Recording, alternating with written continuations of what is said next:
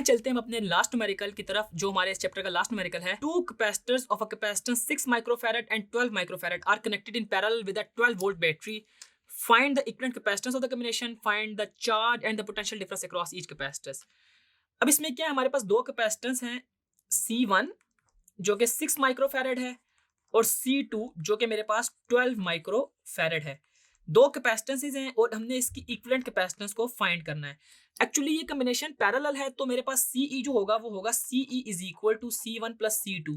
Series के part में हमारे पास ये रेसिप्रोकल था, तो 1/C1 प्लस 1/C2 होता था।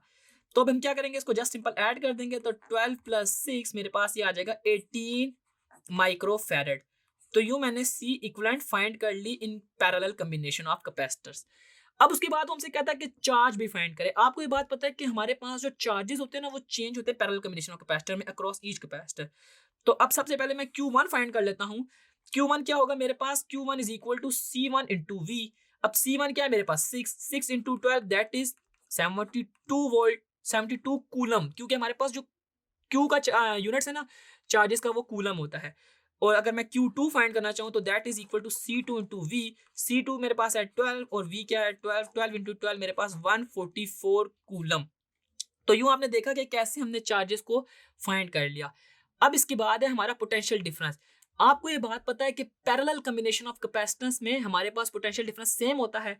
तो यूं मेरे पास मैं कह सकता हूं कि V1 जो है वो V2 is equal to V के इक्वल होगा और वो हमारे पास 12 वोल्ट होगा throughout the whole circuit. तो यूं आपने देखा कि कैसे अगर हमारे पास डिफरेंट कैपेसिटर्स की कैपेसिटेंसेस गिवन होंगी तो उसके जरिए हम इक्विवेलेंट कैपेसिटेंस, चाहे तो वो पैरेलल कॉम्बिनेशन हो या तो फिर सीरीज, हम फाइंड कर सकते हैं। इसके अलावा हम चार्जेस और पोटेंशियल डिफरेंस भी फाइंड कर सकते हैं।